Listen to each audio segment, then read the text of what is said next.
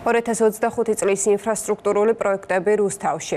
ჭყონდიდელის სახელობის უბანში ჯავახიშვილის, გიორგაძის და გრანელის ქუჩებზე ასფალტ-ბეტონის საფარი 11 საცხოვრებელი კორპუსის შიდა ეზოში დაიგება. მოიწყობა ახალი სანიაღვრე ქსელი. გათვალისწინებულია ტროტუარების და ბორდიურების მოწყობაც. პროექტი მოსახლეობას რუსთავის მერმა ნინო ლაცაბიძემ და პარლამენტარმა ირაკლი შატაკიშვილმა ადგილზე გააცნეს. ელექტრონული ტენდერი უკვე გამოცხადებულია. პროექტის სატენდერო ღირებულება $1 მილიონ შეადგენს და მთლიანად სახელმწიფო ბიუჯეტიდან ფინანსდება.